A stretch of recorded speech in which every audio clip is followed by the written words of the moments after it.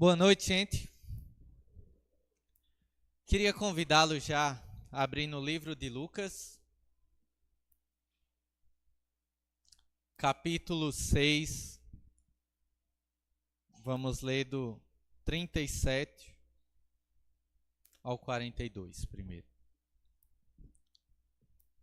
Lucas, capítulo 6, do 37 ao 42.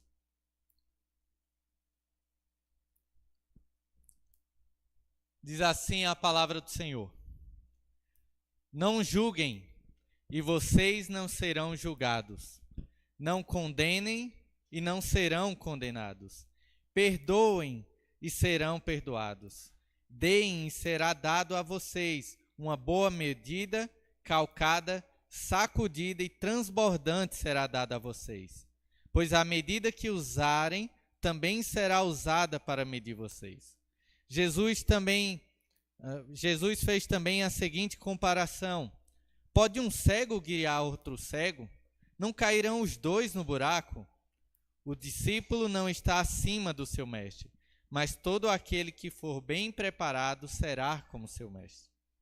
Porque você repara no cisco que está no olho do seu irmão e não se dá conta da viga que está no seu próprio olho. Como você pode dizer ao seu irmão: Irmão, deixe-me tirar o cisco do seu olho, se você mesmo não consegue ver a viga que está em seu próprio olho? Hipócrita, tire primeiro a viga do seu olho, e então você verá claramente para tirar o cisco do olho do seu irmão. Vamos orar? Querido Deus Pai, obrigado porque temos a oportunidade de ouvir a Tua palavra.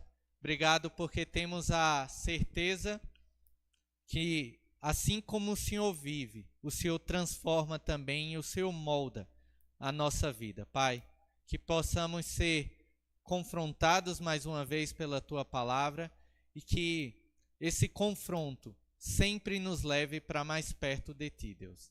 É assim que nós oramos, em nome de Jesus. Amém.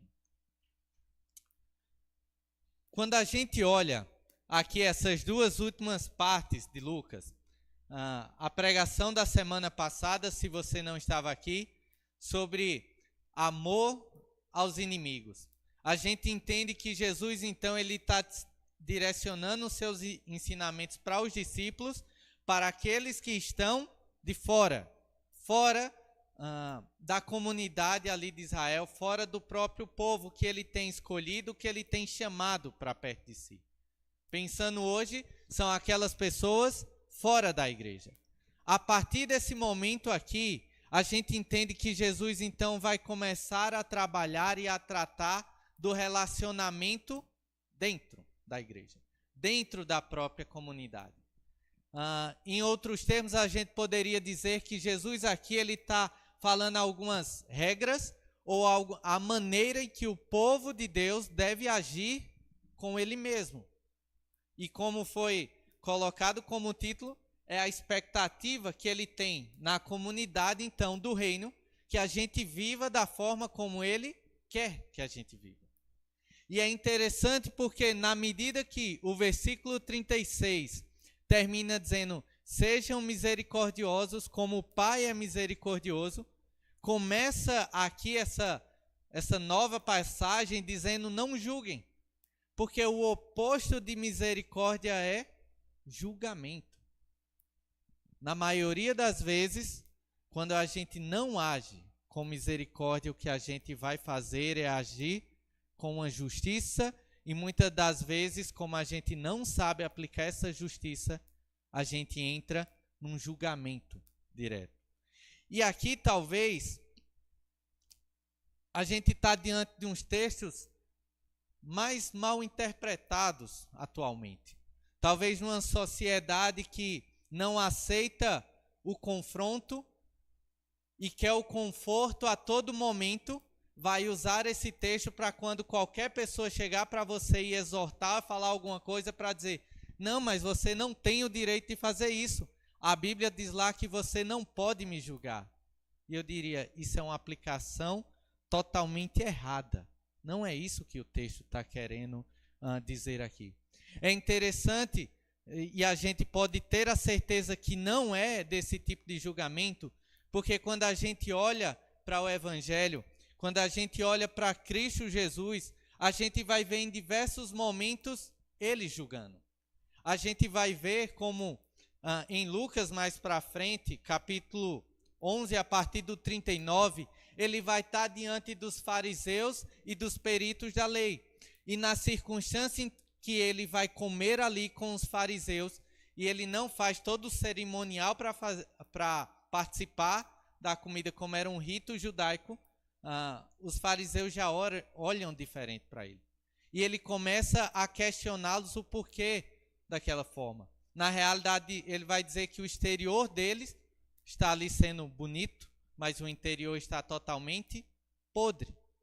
E aí, depois desse discurso, os peritos estão e olham, e a gente tem feito alguma coisa de errado? E na medida que ele olha, diz, vocês também.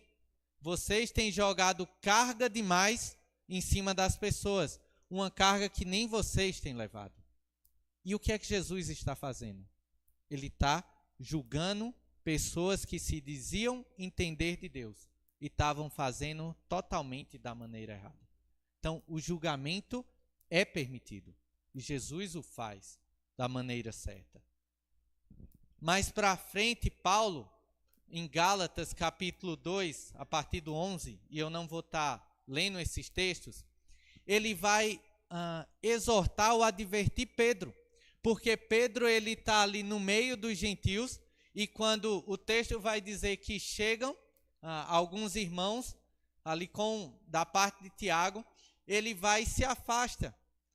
E Paulo está dizendo, não é bom que você faça isso, Pedro, porque por causa dessa atitude, outros judeus vão agir da mesma maneira, vão achar que não pode estar tendo esse relacionamento. Mais uma vez, o que Paulo está fazendo aqui é julgando a atitude de Pedro só em ter observado e visto ali. E percebido que era uma atitude totalmente errada.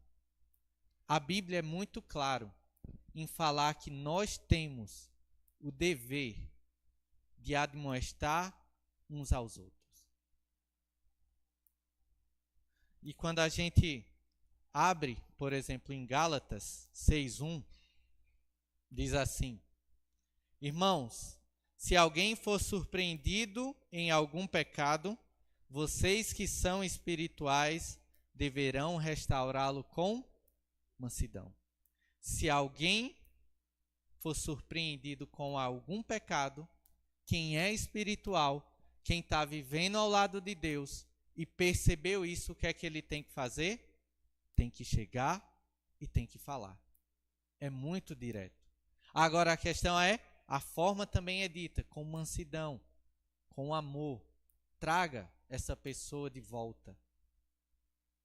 E se a gente leva o julgamento para tudo, vai dizer, então aqui não poderia. Nós somos chamados sim, para quando há uma questão de pecado, a julgar, a chegar próximo e a falar. Hebreus 3:13 diz assim: ao contrário, encorajem uns aos outros todos os dias, durante o tempo que se chama hoje, a fim de que nenhum de vocês seja endurecido pelo engano do pecado.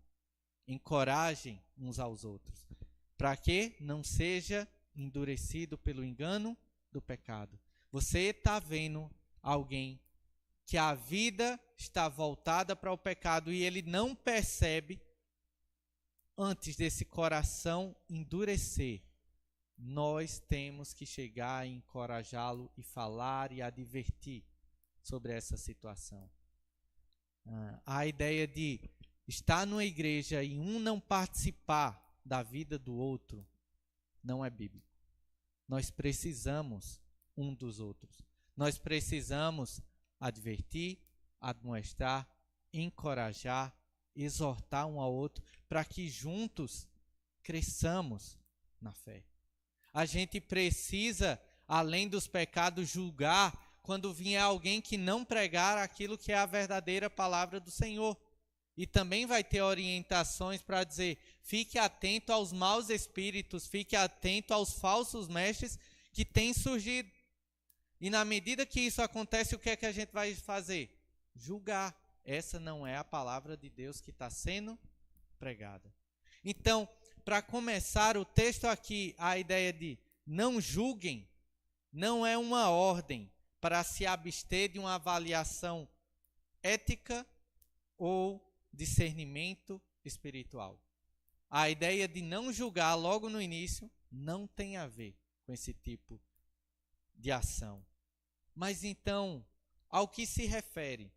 Ao que Lucas tem na ideia quando ele pensa isso aqui. E quando a gente estuda, caminha um pouquinho, a gente vê todos apontando para sendo uma atitude que a gente vai ter, na realidade, para com o outro, que despreza a outra pessoa. Em que na nossa fala vai simplesmente trazer condenação. E em muitos momentos trazendo uma superioridade para cada um de nós.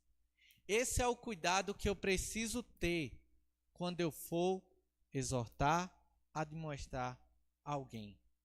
Eu preciso olhar e ver se eu não estou me colocando como superior, mas sim se eu estou me colocando como um irmão dele.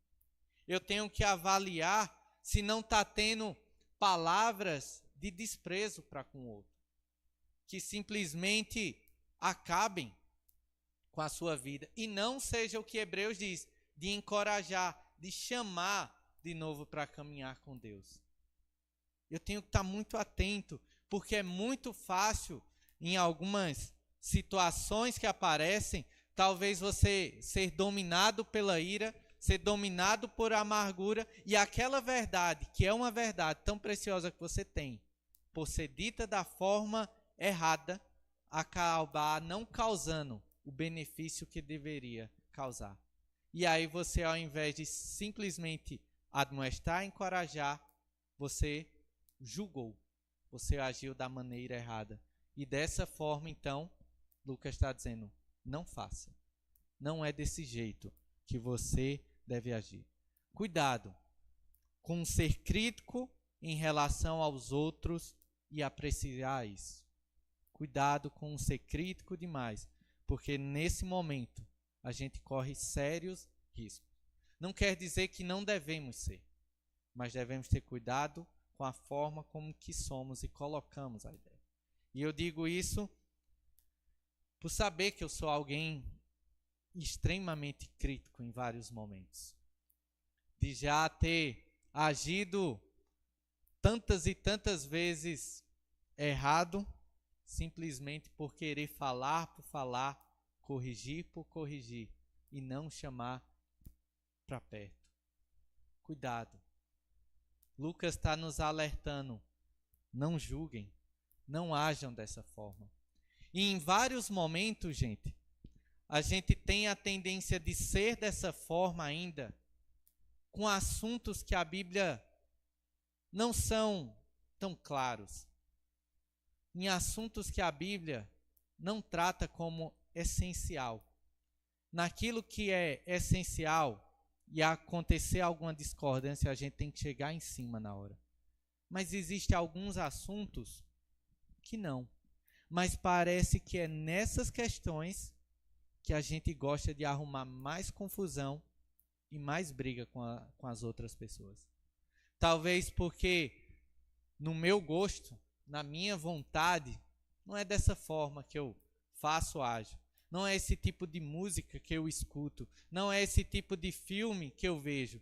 E aí, simplesmente por ver outro irmão fazer diferente, eu já chego falando, julgando, e eu estou agindo completamente errado. Eu tenho que ter cuidado para não entrar em julgamentos que não deveria ter. É interessante como Paulo, lá em Romanos, no 14, ele vai falar do crente forte e fraco, e ele vai dar a questão da comida, que era um problema na época para alguns, se podia ou não comer. Falava do dia, que uns acreditavam que tinha o dia do Senhor e outros não. E ele vai dizer, aprendam a conviver um com o outro. Aprenda o fraco respeitar o forte e o forte respeitar o fraco. E na realidade, muitas das vezes a gente pega, mas ser fraco ali não é uma qualidade, gente. Ser fraco ali é falta de maturidade. E a gente precisa aprender como igreja a ganhar maturidade para parar de ficar discutindo um com o outro ou julgando um ou outro por questões que não são essenciais.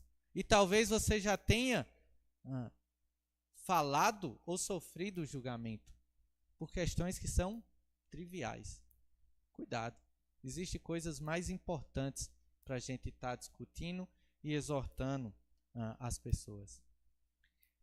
Tem um outro exemplo que eu não fui eu que pensei, mas que Osborne, no seu comentário, traz, que eu achei interessante e eu nunca tinha percebido por esse lado. Ele vai mostrar como a fofoca sendo um tipo de julgamento que a gente faz. E ele diz que a gente, ao fofocar, ao contar algo da vida de alguém para outra pessoa, a gente primeiro está transformando esse algo em entretenimento. E normalmente, quando a gente conta algo para alguém, a gente já coloca o nosso posicionamento. A gente talvez não aumente nem diminua, mas o nosso tom de voz, talvez a forma debochada que você conta para o outro, já está evidenciando o quê? Julgamento. Então a gente precisa ter muito cuidado em relação a isso. Porque na medida que a gente faz isso, a gente não está demonstrando preocupação nenhuma com a outra pessoa. A gente não está demonstrando amor nenhum com a outra pessoa. Na realidade, a gente não está demonstrando um pingo de humildade quando a gente sai contando e falando histórias para os outros. Então, além da fofoca ser algo claramente condenado, a gente pode ver como claramente sendo um julgamento também, porque a gente não conta sendo imparcial. A gente ainda conta afirmando e colocando o nosso senso criterioso sobre isso. E perceba, o texto vai dizer não julguem e depois vai dizer não condenem, porque o julgamento sempre é atrelado da condenação. O julgamento sempre virá com a gente condenando, trazendo essa ideia.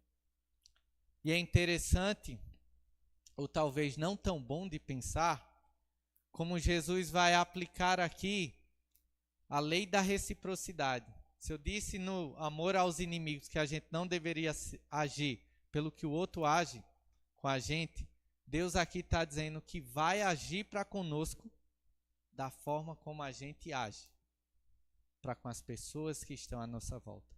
Então, se você julga, ele está dizendo, você será julgado da mesma forma. Se você está condenando, você será condenado também.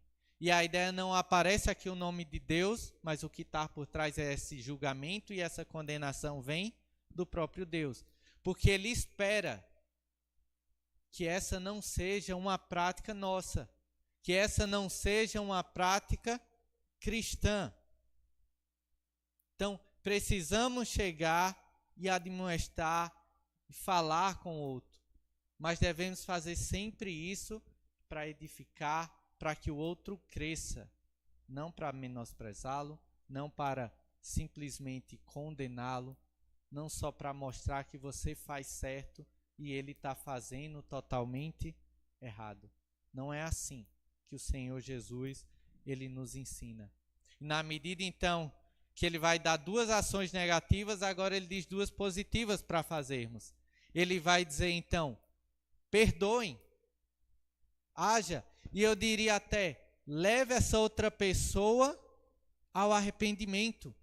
Ao chegar, ao conversar, ao falar, ao encorajar, ao admoestar, o seu propósito é fazer com que essa pessoa chegue ao arrependimento e encontre perdão no Senhor.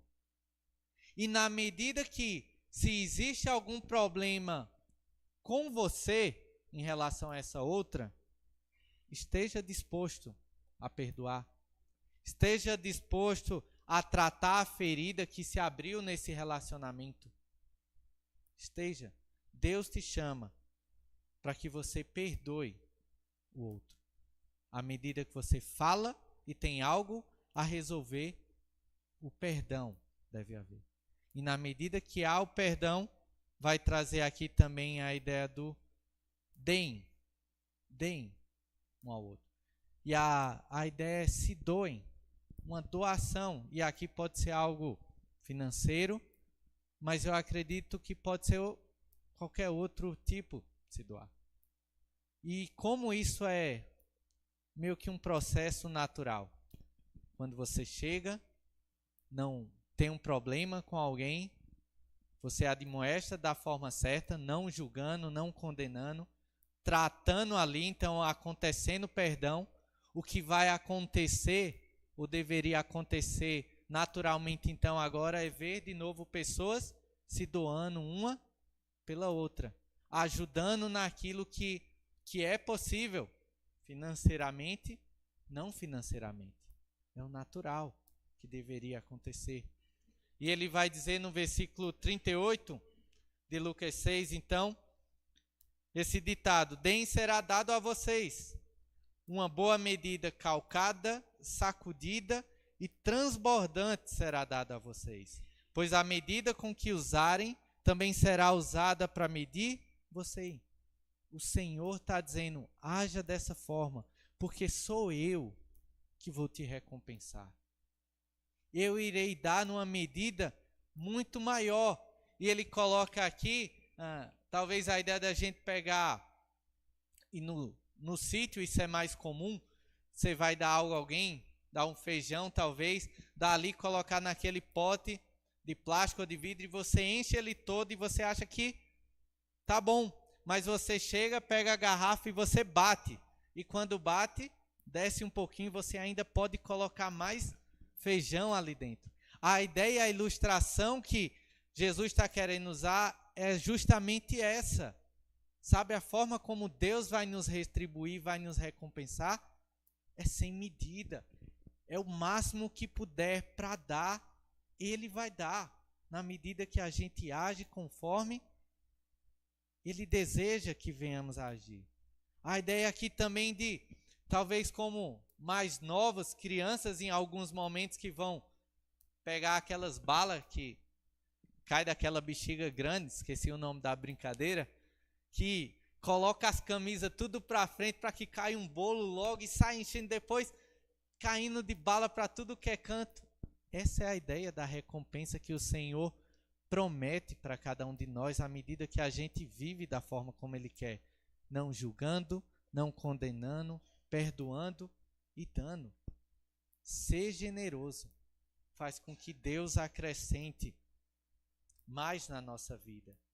E é interessante, a gente estudou aqui segunda no CLC, falando sobre o reino de Deus, e aqui é um sermão que ensina sobre esses valores, o quanto esse reino, ele já está aqui, mas ele ainda não está de forma completa. Quando Jesus voltar e acabar com todo o pecado e a gente anseia, eu espero que anseie por isso, aí sim teremos esse reinado completo. E Deus vai distribuindo essas recompensas já agora na nossa vida, mas pode ter certeza que terão muitas outras que serão mais tarde, que serão num futuro vindouro para com Ele. Lute. A gente não merecia isso, mas Deus, além de desejar que a gente viva da forma como Ele quer, Ele diz, eu hei de recompensar você, agora e mais para frente.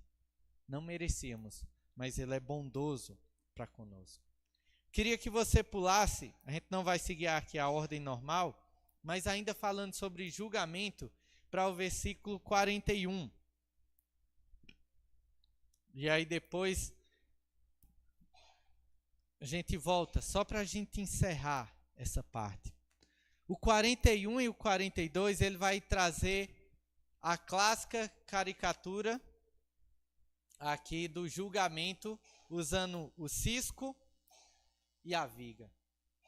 E o que ele está trazendo nesse texto, e como já foi falado, não é simplesmente o fato de você não chegar para o outro, mas é de você se aproximar, de você admoestar, mas você, antes de tudo, fazer o quê? Uma análise de si mesmo. Você fazer um autoexame em cada momento que você for chegar para confrontar a outra pessoa. Não tem como eu querer falar, não tem como eu querer estar conduzindo essa pessoa para o caminho que Deus quer, mas se eu não paro antes e analiso a minha vida, talvez errando nos mesmos pontos ou fazendo coisas muito piores. A questão é que autoridade eu tenho para isso. O ditado, faça o que eu digo, mas não faça o que eu faço, não pode estar de forma alguma na boca de um cristão. Nós precisamos fazer aquilo que a gente também está dizendo para os outros fazer. Precisamos ser exemplos nesse sentido. E então, o fato de olhar para a gente primeiro vai fazer com que a gente analise melhor a vida do outro irmão. Não como um hipócrita aqui que ele coloca, mas realmente vendo as coisas como realmente são. Talvez você já tenha presenciado, ou alguém já tenha relatado com você, alguma briga entre duas pessoas. E aí, normalmente, o que acontece, a gente vê um cabo de guerra entre ambos apontando o erro um do outro e nenhum querendo assumir de alguma forma.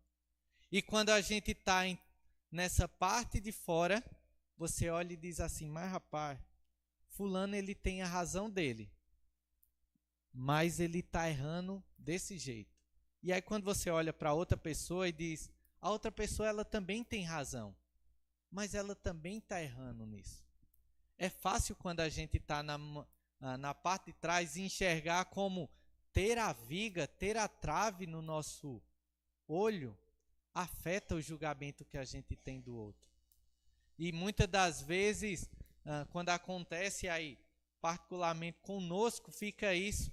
E quando tem a solução posterior, você olha e diz, por que antes eu não consegui reparar essas coisas? Por que eu não dei talvez o braço a torcer antes e olhei e percebi que também tinha erros na minha vida? Talvez em relacionamentos de amizades, familiares, o tempo todo isso está acontecendo. Não é que tirar a viga faz a gente ver o outro diferente, mas faz a gente ver o outro da forma correta, analisando a nossa parte e vendo aí a vida da outra pessoa. Então, quer chegar para falar algo para alguém? Eu diria, faz o simples. Olha primeiro para você, analisa a sua vida e depois chega para o outro e conversa da maneira como tem que ser conversado. É isso direto que ele coloca aqui. Precisamos ser úteis um para os outros, mas úteis da maneira correta. Então, essa é a primeira expectativa que Deus tem sobre cada um de nós. Que a gente se recuse a julgar a outra pessoa, mas que a gente aprenda a ser útil realmente na vida do outro da forma como Ele quer. Mas além disso, o Senhor tem a expectativa que a gente conduza outras pessoas para perto dEle. Olha o versículo, e agora você volta. Versículo 39.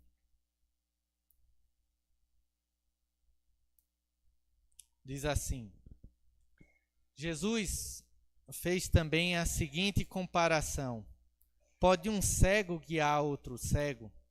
Não cairão os dois no buraco? Pode um cego guiar outro cego? eu diria, se fosse no tempo de hoje, ele até mudaria, porque tem o Instituto dos Cegos aqui, e tem como um cego guiar outro cego, pelo menos na cidade. Mas para aquela época, para a região em que vivia ali na Palestina, em que viajar à noite não era bom nem para quem enxergava, porque devido à escassez de água, tinha muitos poços, perfurações, muitas cisternas que eram feitas, então seria natural que à medida que caminhasse, um viesse a derrubar o outro por não estar vendo aquilo na frente. E a ideia aqui é, na medida que a gente quer guiar uma outra pessoa, a gente precisa ter maturidade para fazer isso. A gente precisa saber como vai conduzir. E talvez a ideia direta que a gente pense num cego guiando outro cego era os fariseus e os escribas tentando guiar todo o povo de Israel até Deus. Cego guiando cego. E é difícil, e eu diria, é em vários momentos triste quando a gente vê talvez alguns irmãos que ainda não são tão maduros e aí consequentemente tem algumas ideias ou atitudes bem erradas e aí vai e acha ainda que o seu posicionamento é certo e começa a incentivar outros a mesma prática e as mesmas atitudes que está indo. E quando olha alguém que estava caminhando, aprendendo direitinho, por causa de conselhos errados, por causa de um cego guiando outro cego, acaba se perdendo os dois. Eu nunca esqueço e lembro o quanto foi importante para mim. Logo no início, quando eu entrei na igreja, passei um tempo, eu acredito que já tinha feito Conhecendo Jesus com Rani, e aí eu cheguei para tentar me colocar à disposição para ensinar as crianças, né? Tava achando que eu era talvez muito crente, muito cristão, já tendo muitas atitudes boas e na realidade estava lá embaixo. E aí me coloquei, né? Eu quero servir. E aí chegou Daura e fez, você não vai servir não. Eu disse, mas Daura, eu quero servir a Deus e tal, eu quero ensinar as crianças. Ela fez, você ainda tem muito a aprender, você ainda está no início da sua caminhada, não é o momento agora de você estar ensinando aqui na igreja. Não quer dizer que foi fácil naquele momento ouvir esse não, mas como foi precioso. E como, lendo esse texto, é uma total razão. Como é que eu que não tinha uma vida, e hoje eu sei que eu não tinha uma vida realmente com o Senhor, poderia estar querendo ensinar outros a caminhar com Deus. Isso poderia ter sido terrível para a igreja naquele momento, para as crianças que ali estavam. Quem sabe? Algumas delas não estariam hoje por causa de um cego guiando outros e ter se afastado. Então, precisamos ter maturidade quando a gente deseja conduzir outros. E aqui é essa ideia que Jesus vai trazer. E essa maturidade ela só é alcançada ao lado do próprio Cristo. No versículo 40, então, ele vai dizer assim: o discípulo não está acima do seu mestre, mas todo aquele que for bem preparado será como o seu mestre. O discípulo não está acima do seu mestre. E a ideia aqui é em relação a pensar dos discípulos mesmos com Jesus. E eu preciso ter essa consciência que eu nunca vou estar acima dele. E eu nunca vou ter conhecimento como ele, nunca vou ter sabedoria como ele. Isso porque, talvez quando a gente ensina, talvez o maior sonho de um professor é ver o aluno ultrapassando ele, fazendo mais coisas com ele do que ele, tendo mais conhecimento. E naquela época é muito provável que não simplesmente por alegria, mas por competição, muitos nas escolas rabínicas queriam superar o seu mestre. Queria estar acima daquele, se tornar um doutor da lei também.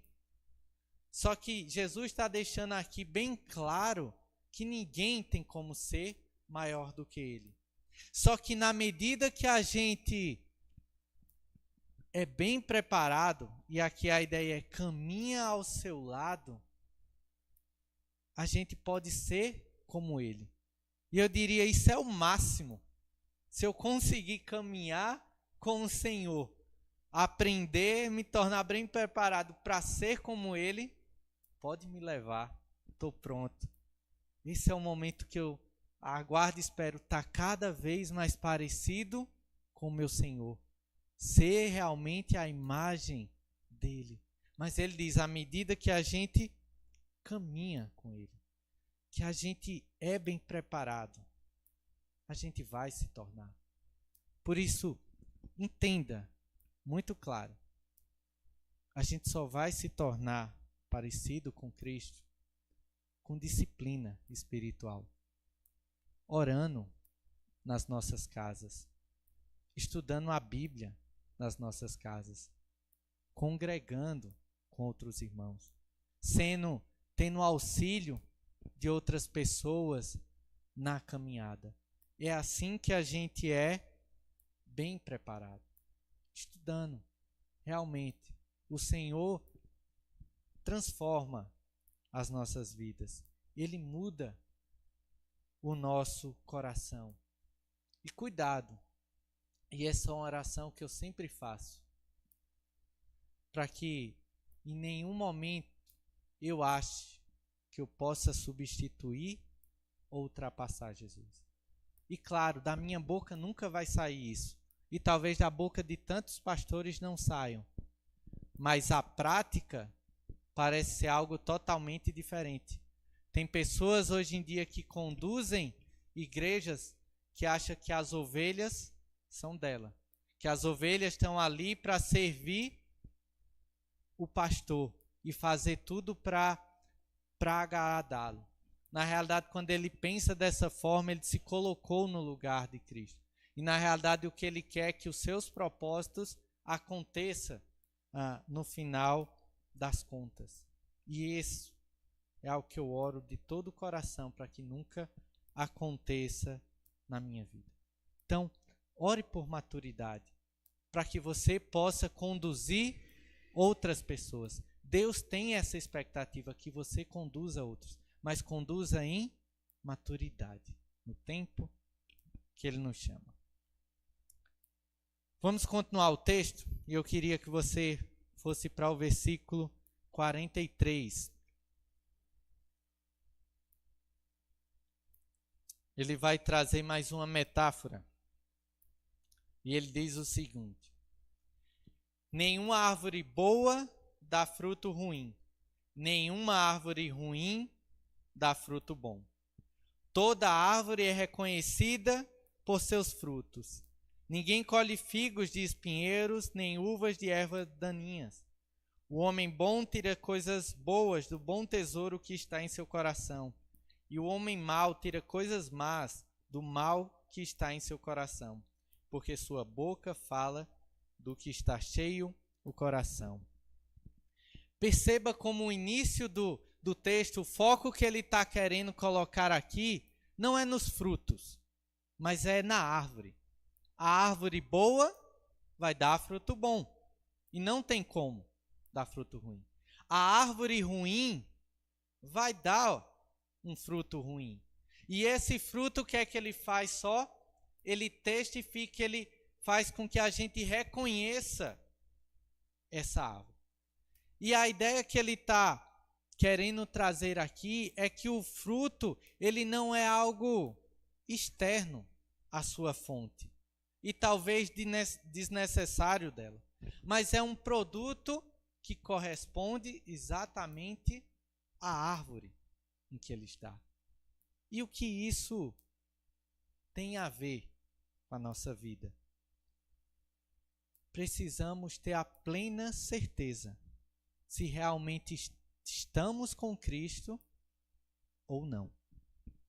A gente cantou aqui no final, porque Ele vive, posso crer no amanhã, a gente orou, mas a questão é, Cristo é realmente o teu Salvador? Você realmente teve um encontro com Ele? Ou você vive se enganando? Essa semana a gente estava fazendo um estudo do integração para o batismo, e uma das perguntas era justamente quem era, como ele via Jesus antes e estava vendo hoje. E é impressionante, e essa convicção, na medida que você caminha e está aprendendo com ele, o quanto você olha para trás e a resposta da maioria foi: eu tinha certeza que eu caminhava com ele, mas hoje que eu estou estudando a palavra de Deus, eu tenho uma certeza que na realidade eu não estava caminhando. Então, precisamos avaliar pelos frutos, pelo aquilo que a gente está fazendo, se realmente eu estou alicerçado em Cristo Jesus. Porque ele vai dizer que se a gente permanecer nele, ele permanece em nós e assim nós daremos frutos. É isso que diz lá em João. Então, eu preciso realmente parar e avaliar a minha vida. Grant Osborne, ele vai dizer o seguinte: tenha muita certeza do que você é, de que você é quem diz que é. A pretensão funciona apenas por um curto período de tempo, e a verdade sempre aparece no fim. Você pode pensar que pode escapar com isso para sempre, mas Deus corrigirá todos os erros, e você pagará o preço no julgamento final. Saiba, seja honesto com você mesmo. Você é cristão de fato ou não? E durante um bom tempo da minha vida, esse foi um engano do meu coração. Nesse momento aí que eu estava pedindo para ensinar aqui, passou um tempo e hoje em dia tem como avaliar melhor. Eu diria que durante 2 anos, 1 ano e meio, aqui, frequentando todas as reuniões de oração, que ninguém vai, eu estava aqui. Desde aquela época, pouca gente, eu no meio. EBD, encontro de adolescentes para jovens, todo culto, e passei 1 ano e meio da minha vida me enganando, achando que era cristão, achando que vivia ao lado de Cristo, em casa, fazendo minha devocionalzinha, escrevendo no caderninho, orando, escutando uma música aqui ou colar. Mas chegou uma hora que Deus realmente falou ao meu coração. E nesse momento ele me mostrou o quanto eu estava distante na realidade dele. O quanto eu era um religioso. Por isso, avalie a sua vida, realmente, para verificar se você é cristão ou não. Se arrependeu já dos seus pecados, entregou totalmente ao Senhor Jesus Cristo. E a vida, como é que está agora? Quais são os frutos que você tem produzido? Seja honesto consigo mesmo. Essa é a marca para começar mudanças. Entrega a vida ao Senhor. Entregue os seus pecados. Ele morreu, como a gente falou, por eles. Se volte e Ele vai te ajudar a caminhar junto com Ele. E quando a gente então está enraizado nele, vai aparecer os frutos. Vai aparecer na nossa vida. Às vezes demora. Às vezes o fruto pode até verdinho, pequenininho, mas está lá o fruto. E no tempo, Deus vai amadurecendo cada um de nós. E talvez como a gente pode ver isso de maneira bem direta, ele termina o texto aí falando, porque a sua boca fala do que o coração está cheio. Analise suas palavras, a forma como você diz as coisas para as pessoas. Normalmente a gente fala alguma coisa e depois diz assim, não, brincadeirinha. Na realidade é porque a gente não tem coragem nem de encarar a verdade que está ali dentro. Aquilo, o que você tem dito, é realmente quem você é.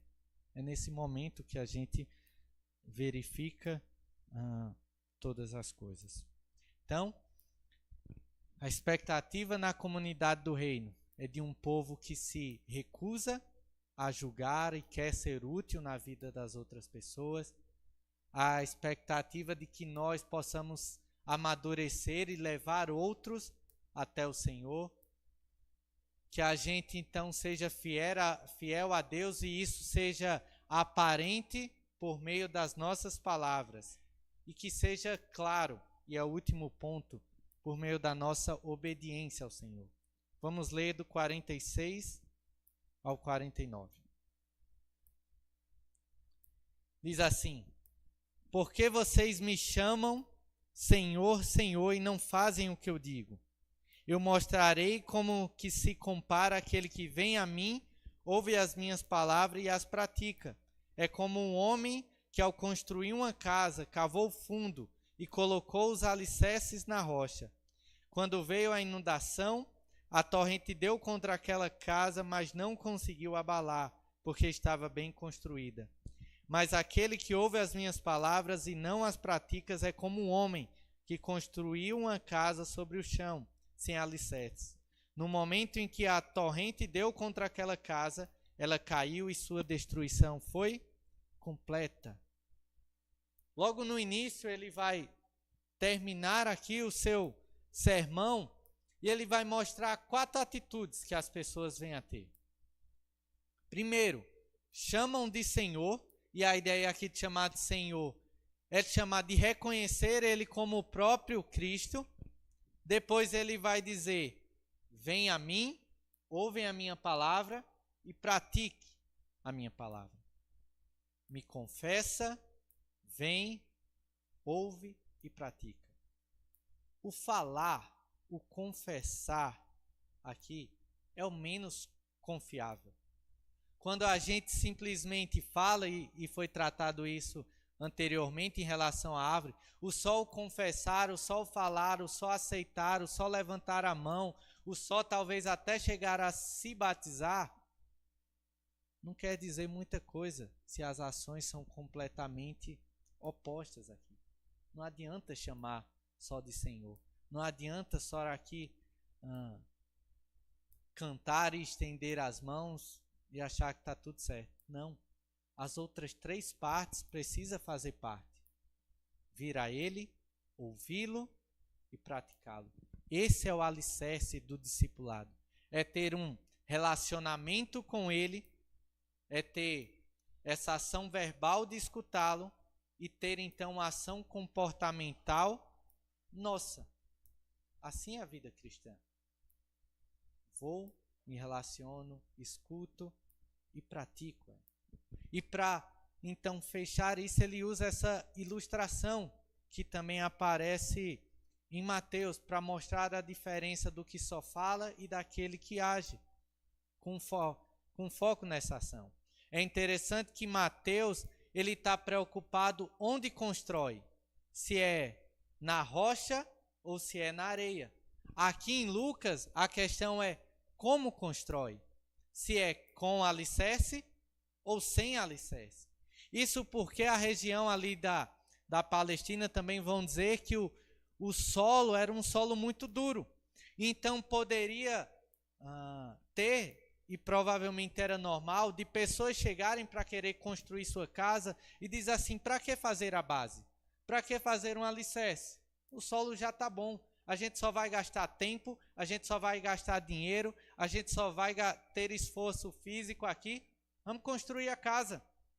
Vai dar tudo certo. Só que na realidade, não. Quando acontecer a inundação, tudo será destruído. E o contraste está, construa no alicerce.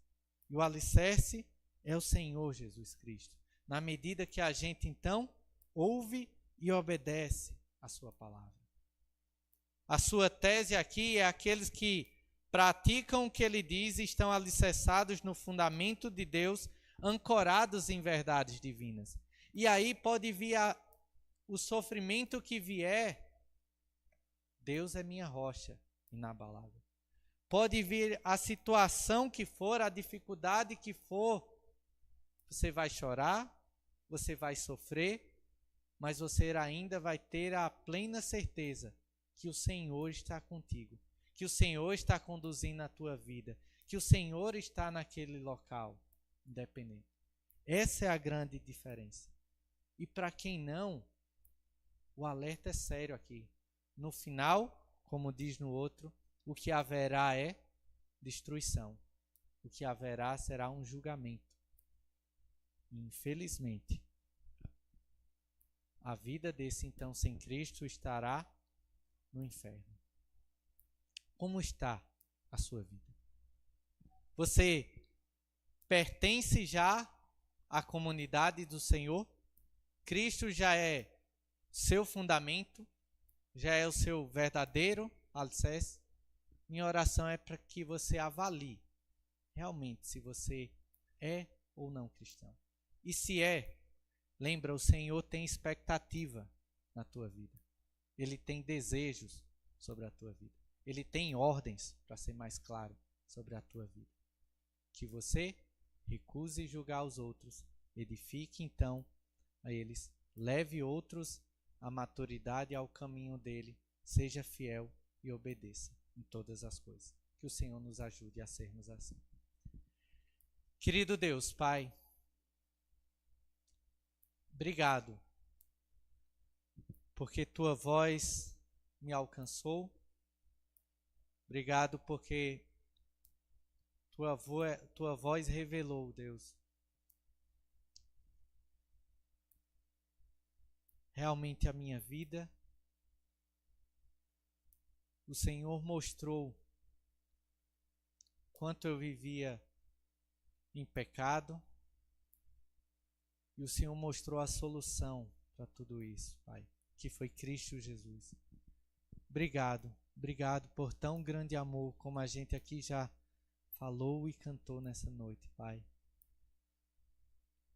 Ó Deus, que cada um que está aqui possa ter um encontro sincero e honesto contigo, Deus. Assim como o Senhor abriu o meu coração, abre o coração, Deus, de cada um que esteja aqui. Mas à medida que o Senhor nos chama para perto, nos lembra que devemos viver conforme a Tua palavra, Deus. Nos ajuda nos nossos relacionamentos a não julgar o outro, Deus, mas saber edificar a vida do outro. Nos ajuda a crescer em maturidade para assim auxiliar outras pessoas a caminharem para perto de Ti, Deus.